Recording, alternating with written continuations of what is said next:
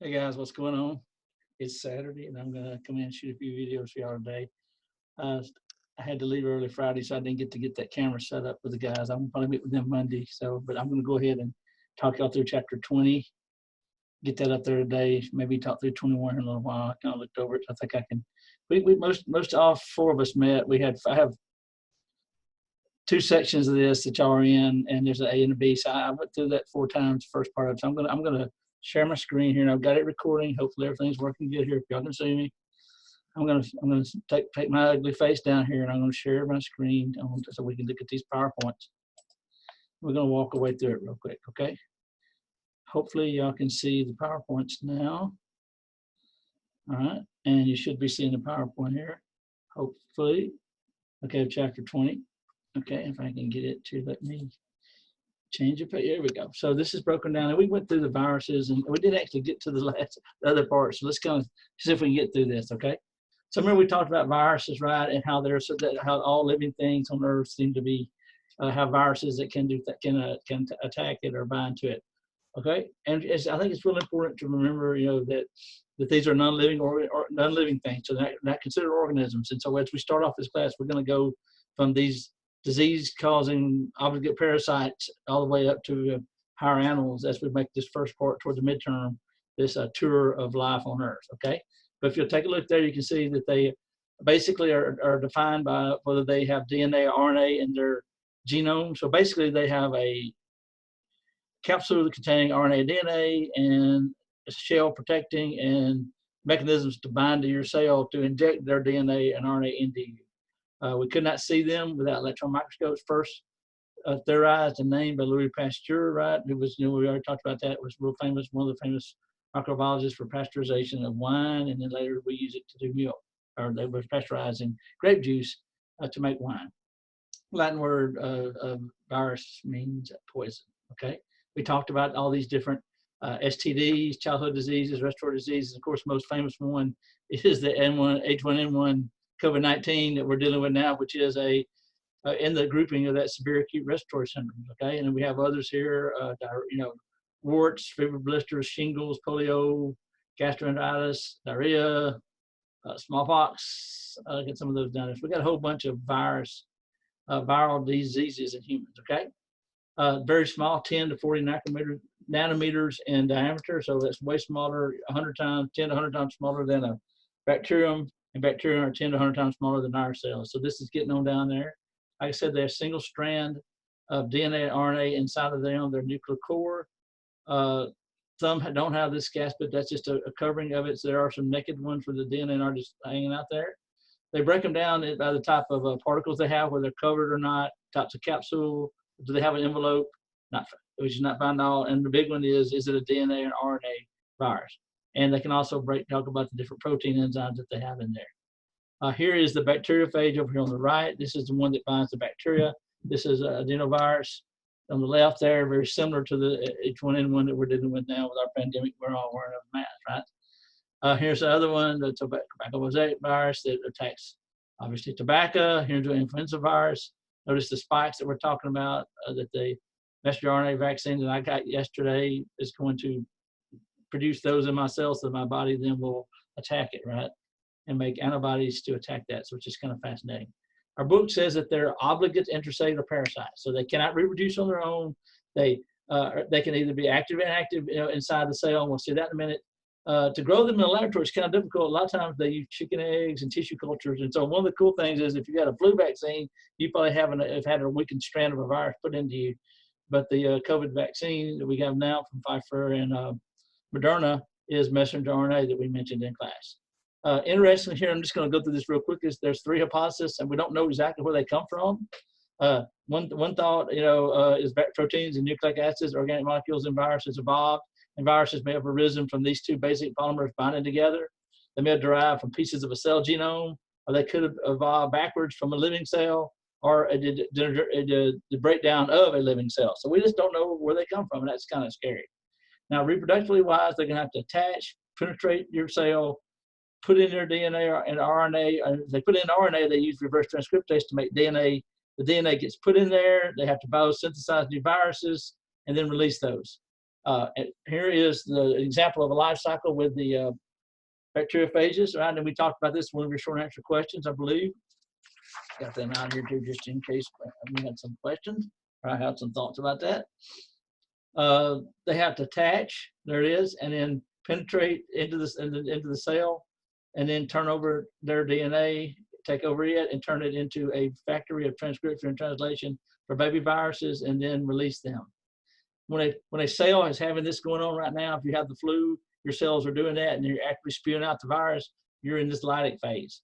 We have seen that some bacteriophages go into what we call this lysogenic, where it just stays in the DNA and the cell can keep dividing, but it doesn't turn into a virus-producing factory, okay? And so that's one of our short answer questions here. I think we're talking about here, number 3, describe the difference in this lytic and lysogenic cycle, okay? That's pretty cool. There's another electron microscope showing the bacteriophages, right? Once again, more pictures there. We also mentioned that one of the groupings are these retroviruses that HIV falls into, that injects RNA into you and uses the enzyme reverse transcriptase to make cDNA, which means complementary to that of the RNA, and then that is then your DNA is spliced open, and then this new cDNA is injected into your cells.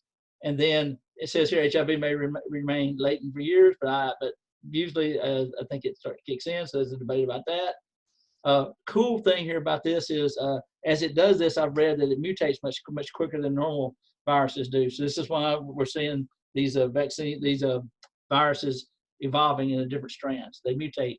They don't have the check proteins that check our DNA replication in our nucleus, so it's very accurate. So that would be a mutation that hopefully would kill it, but some could make it more deadly. Here's how it does. It attaches, puts that in, reverse transcriptase, then makes the viral DNA, cDNA from the viral RNA. It's put into the host DNA, then the host cell makes baby viruses, right? I also mentioned in class that all these 6 points are also great places for our HIV cocktail to attack different ports of the production of a virus. Okay, kind of wild. Oh man, look at this. This is right out of the news here. This is talking about flu viruses. The flu virus has this H spike and an N spike. The H spike allows the virus to bind the receptor. N spike attaches host membranes to allow the mature viruses to exit the cell when it is leaving after it's been made. And there are 9 different types of those.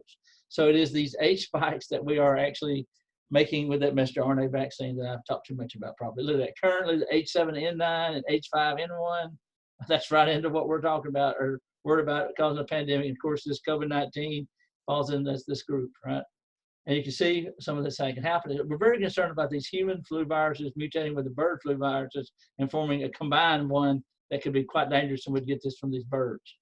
Mentions other emerging viruses. We talked about the Zika virus. We talked about AIDS. We talked about Ebola in class. Okay, these are all ones that can happen up here. She has a good commentary in our book there about the Zika virus. If you want to look at, here's a map showing where some of these came from.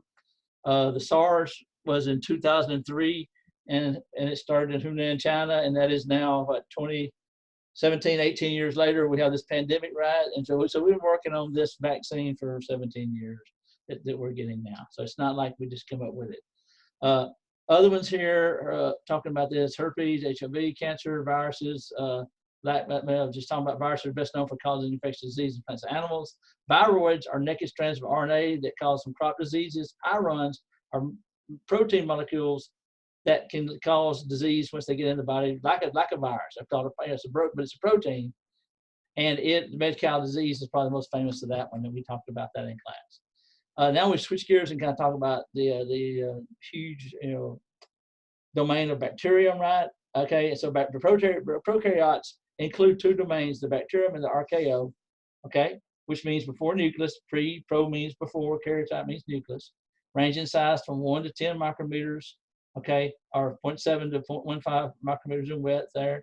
So that's a lot bigger than the viruses, right? Found everywhere. Probably the most common, not probably, it's pretty well agreed upon the most common living thing on Earth are the prokaryotes, right? They're everywhere, okay? Air, water, soil, everywhere. One of the more interesting here was Louis Pasteur disproved this concept of spontaneous evolution by doing this experiment to show that there is not this vital force in air, but it was some type of bacterial infection or microorganism that was getting put on the food that made it rot. In other words, his first experiment, he boiled to sterilize broth, flashed outside the building, open air, 89% showed growth after a while if you had open air flask. Okay, boiling to sterilize the broth, flask inside building, open briefly, 32% showed growth. So how much of this air got exposed to it? There's something in the air, bacterium, we now know, were in the air, but it was thought that they could arise spontaneously in the broth. He does this again then, and he takes a glass flask and bends it so that things can't go straight in. They have to come up, and no growth occurred 100% of the time, but there was open air to it. So this vital force in the air could get in if there was such, and there isn't. And so the bacteria can blow in from there, but it was an open tube, right? Brilliant, thus proving spontaneous evolution of life. Okay, so we credit him for that. Bacteria structure, they do like a membrane nucleus, so they have the DNA in a nucleoid region. Some have flagellum, right? They lack most of the membrane organelles, right? And they may have an accessory ring of DNA called the plasmid. And that was real useful in genetic engineering. We could take that plasmid out, put a gene in it, change the gene, put it back in, and it gets incorporated into the bacterium's genome, okay? Other things we're looking at here, including the type of cell envelope they might have, structures. They can have, obviously, everybody has a ribosomes, but they may have thylakoid membranes in their cytoplasm, which would allow them to do photosynthesis. And they can have appendages such as flagellum, conjunction, pila, and fimbria to help us hold on to things, okay? Here's a nice picture showing some of the structures here. You can see the little fimbria here on the side. There's the nucleoid area. Here's the flagellum. Just kind of going to go through this kind of quickly with you. They mostly they do asexual reproduction where they just copy their chromosome and then do cytokinesis, right? And we call that binary fission. Generation time can be as short as 12 minutes. Okay, pretty wild. Prokaryotes are haploid because they just have that one chromosome unless they have a plasmid. They can produce something very bizarre called an endospore. Now, not all of them, but some species can make a copy of their DNA and put it in a very protective lipid coating so that the bacterium dies, the lake dries up, they die, it's bad weather. But then if conditions improve, then they hatch back out of this, kind of like a life pod, if you might, okay, or seed, but it's called an endospore. Here is a binary fission division there, showing you that with the division of it there. They can also transfer DNA to each other a couple of ways. Conjugation would be a little cytoplasmic extension called the pilus formed between two cells, and they can swap DNA to each other. Transformation, sometimes when bacteria pick up free DNA and they're I think that one is from the environment a lot of times, or free pieces of DNA from other bacteria, prokaryotes laying around, and they incorporate in their genome. And then transduction is very bizarre, occurs when a bacteriophage carries bacterial DNA from one bacterium to another, serving as a vector to transfer that gene. So when we start doing the DNA fingerprinting of the bacterium and trying to find out who's kin to each other, we have to deal with these problems of a virus making two separately distinguishable species of bacterium share DNA, and that can throw everything off. So transduction would be a virus carrying a gene from one bacterium species to another that's incorporated. Transformation is generally talked about them picking it up in their environment from another dead bacterium, and conjugation is a actual connecting of the two bacterium and sharing DNA through a pila structure. Okay, the bacterium are more common than the archaea, right? The bacterial cells are protected by a cell wall that usually contains peptoglycan. Okay, and bacterium are commonly differentiated using what's one of our famous stains called the ground stain, which is one of our questions here. I'll walk through it real quick. So in the ground stain, actually, you're going to do, we'll actually show it to you in just a second. I'll read this off here. When washed after staining, gram-positive bacterium retain the dye and appear purple, and gram-negative bacteria do not retain the original dye and appear pink. Gram-negative bacterium have a second plasma membrane which blocks antibiotic drugs, making infection difficult to treat. The difference of this is on the construction of the cell wall. Here's the actual stain. You take a smear on the slide, and crystal violet will bind, and everybody turns purple, but it will only stick to those gram-positive. Then when you clear it and counterstain with iodine, then you get the alcohol washes away the purple off of the gram-negatives, so you end up with these gram-positives, okay? And the gram-negatives, which will take on a red stain when you counterstain with this saffirin, okay? So pretty cool. Crystal violet, grams iodine, alcohol wash, and then counterstain, and you get this. With those purple ones, having a different, not as much petroglycan in that outer shell and making them very difficult to kill. Okay. Okay, they come in three basic shapes: spirillum, spiral, rods, looks like little Tylenol pills, or round cocci. Here we go, spirillum, E. coli, really famous one there, and then Streptococcus thermophilus, right? Those little rods, little circles. Okay, now they have a whole lot. Now, a lot of times I think we think of them as being simple because they are one cell. They don't have all the organelles, all the bells and whistles we do. I like to use a car metaphor, thinking like the Model T would be a bacterium, right? With steering wheel optional, door optional, seatbelt. What you talking about, right? But you think about a 2021 Lexus with all the fancy bells and whistles, and that's more to me like a prokaryote with all these other add-ons in the nucleus. But one thing we can say about bacterium that really separates them from us, they are much more diverse in their metabolic metabolism, the abilities to do metabolism. Okay, and so we'll take a look at that in these slides. So some that require oxygen, those are said to be, obligate aerobes. We're obligate aerobe, got to have oxygen to live. Lots of them are obligate anaerobes, unable to grow in the presence of oxygen. They die in oxygen. The ones that cause botulism, gangrene, and tetanus die in presence of oxygen. I had a sister-in-law one time who had a ruptured appendix, and part of her treatment was after the antibiotics didn't work, they opened her up, her intestines up, and let her aerate her gut to kill the bacterium because they don't do oxygen. Others are facilitated aerobes, meaning they can grow in either the presence or the absence of oxygen. So they can go either way there, okay? They also, many of these are autotrophic. Bacteria make their own energy. They can be photoautotrophs that do photosynthesis. I mentioned those that have the thylakoid membrane in them, right? And some of those can not like oxygen. The green sulfur and some purple bacteria living in oxygen-poor conditions. Others like oxygen. And then chemoautotrophs oxidize inorganic compounds to obtain energy. Energy is used to reduce carbon dioxide to an organic compound, and these are said to be chemosynthetic. They live in the environment such as deep sea vents, and so they don't get sunlight. So these are organisms that live off of the heat from the magma of the earth, and they're able to build their organic molecules using carbon dioxide and getting energy from that heat. They can oxidize inorganic compounds to get their energy. Pretty wild. And then they break it down some more here. You can see the ones that like oxygen that don't. And then probably the biggest group is these heterotrophic bacteria, which means they eat somebody else. So they eat organic matter. We're heterotrophs. We eat organic matter. So most bacteria then are these chemoheterotrophs that take in organic matter. The word saprotrope there means to break down dead organic matter. So they can decompose mostly large organic molecules to smaller molecules. Fungi fall into are a saprotrope. So they help break down dead organic matter, trees and leaves and stuff in our ecosystems. So these guys play a big role, these heterotrophic bacteria, in breaking down dead organic matter. Think about a log in a forest or an animal that's been buried. I mean, we have to recycle things, and that's what we do. Many of the bacterium are free living; they live on their own, but others are like to live in a symbiotic relationship. And we'll mention some of these. These are terms we should know. Remember, commensalism is a relationship where two organisms both benefit. So hopefully, all of our I use marriage as an example of this.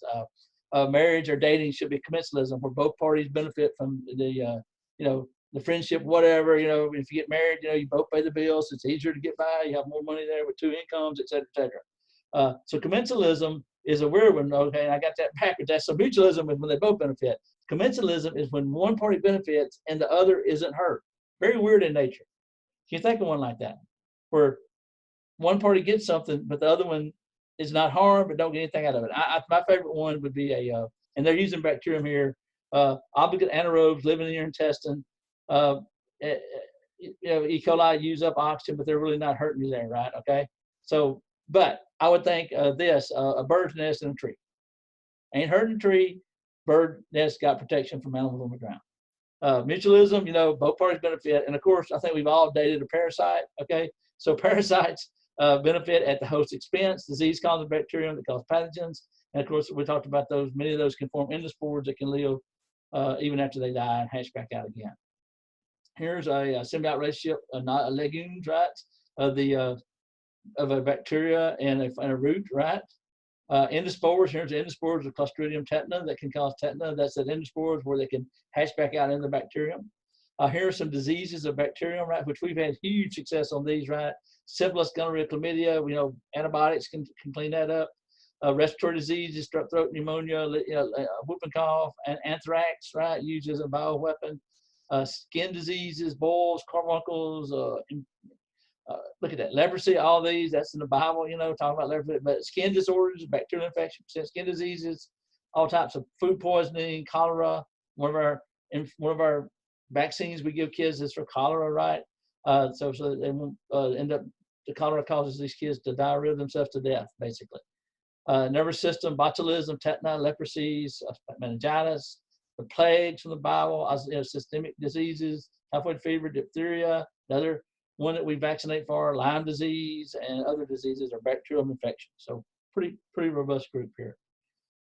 If you look at that, antibiotic compounds fall into two groups: compounds that inhibit protein synthesis, erythromycin, tetracycline, and then compounds that inhibit cell wall production. So penicillin actually stops that peptidoglycan cell wall from being produced. Bacterium resistance to antibiotics is increasing, and this is a big problem. 9% of Staphylococcus aureus is resistant to penicillin, and we only have 1 or 2 antibiotics now that are very, very knock everything out. So we got to quit giving antibiotics a lot. A lot of doctors, when you go to the doctor, you have the flu, you want something, placebo effect, whatever, but they'll give you antibiotics to help prevent pneumonia, but you won't take them all, and that builds up, and by shouldn't take them at all, but it builds up these antibiotic resistant bacteria out there that we have in nature, which are a big problem. Cyanobacteria, another interesting group here that are formerly called Brueggerine algae, but these, I remember, are gram-negative bacterium that are photosynthetic. So these are photosynthetic guys that can live in a symbiotic relationship with fungi, forming lichens on the side of the tree. Cool group here, but these are some bacterium that release oxygen. We believe they were the main organisms responsible for converting our atmosphere from a reducing environment that had no oxygen to an oxidizing environment now that's 20% oxygen in our air, approximately 80% nitrogen gas. Here's what they look like. Very important groups. We think these are the guys, like I said, that produce the oxygen that we so must have for us to be alive. And then the last group here in this chapter are these archaeobacteria. Very interesting group. Now, remember, they used to be considered bacterium, but just a few years ago, Dr. Fox and Carl, I guess, Woozy, discovered that the base sequence of their ribosomal RNA differed from bacterium. The archaeo this is what we know, they do not have the peptidoglycan in the cell wall that bacterium have.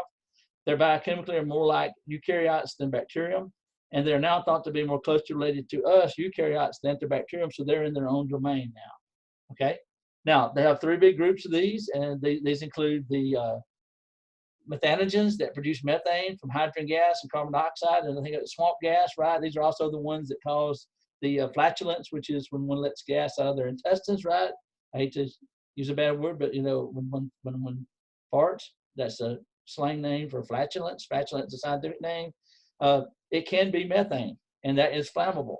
And if you've ever been in a swamp, you don't want to light a cigarette in a swamp because of the production of methane gas can cause it to blow up. They're also very common in cattle feces, to the point to where there are dairy farms that take all the poo-poo, put it in a incubator like you've ever seen those bats they make wine and beer in, like a big fermentation, and let the methane come off, and they turn that into gasoline. They turn that into power by burning it and have a generator, and then they sell that electricity. They run off. Let me take that back. They make all the electricity they need by the methane produced by the bacterium in the feces of the cattle on the dairy farm, and then they sell it back to the power grid, any excess electricity they have. So if you ever seen a picture of global warming, there's always a little cow or a barn on it, and that's because all of this methane that cows make in the air are major contributors of greenhouse gases, and we'll talk about that later. But anyway, one of my favorite things to talk about there, flatulence, sorry. Haliophils are those that live in extremely salt environments, famous of the salt lakes of Utah. And then the thermoacidophils are a weird group that are found in extreme high and low temperatures.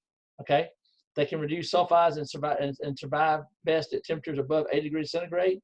They can live in acid. They can live in very cold and very high acid concentrations, right? A lot of these have very tough endospores. Here's a picture showing some of the salt lakes and the bacterium found here. Here is one of the geysers, probably at Yellowstone, with the hot spring geysers, and all those colors you see at Yellowstone in the geysers is these fall into this, fall into our group here of these methanogens. Actually, the thermoacidophils would be that group. Okay, and then here's a swamp.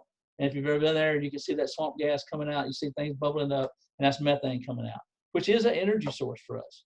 Okay. All right. I know that's kind of quick, but that'll save us a little trouble here. But that's a quick overview on chapter 20. And I'm going to get this thing uplinked here, try to get it up before I leave today. Thank y'all for paying attention, and I'll see y'all in class this week.